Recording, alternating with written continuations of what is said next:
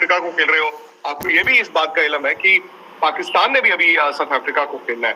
So India कल momentum को बरकरार रखना चाहिए, बरसात ना हो बेहतर है, पूरा मैच अस्सलाम वालेकुम रहमतुल्लाहि व बरकातुहू। नाज़रीन किराम, पाकिस्तान क्रिकेट टीम के लिए बहुत ही अच्छी खबर सामने आ रही है।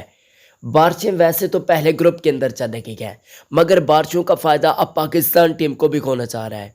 इन्हीं बारिशों की वजह से पाकिस्तान सेमीफाइनल के अंदर भी जा सकता है। बिल्कुल सही सुन रही है, क्योंकि कुछ ऐसी तब्दीलियां होने जा रही है कि भारत भी नीचे आना मुकम्मल आपको तफसील देते हैं। लेकिन वीडियो में आगे जाने से पहले इस वीडियो को लाइक कर दें, यूट्यूब चैनल को लाजमी सब्सक्राइब कीजिएगा, फेसबुक पेज पर देखने वाले पेज को लाजमी फॉलो करें। अगर हम नाज़रीन किराम पॉइंट्स टेबल की बातचीत करते हैं तो इस वक्त Pakistan team second last number पर मौजूद है। इंडिया पहले नंबर पर नहीं बल्कि दूसरे नंबर पर मौजूद है।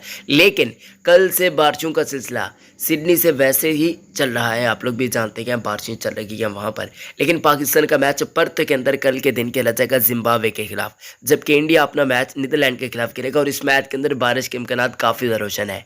और साथ ही साथ अफ्रीका ने खेलना है बांग्लादेश के खिलाफ।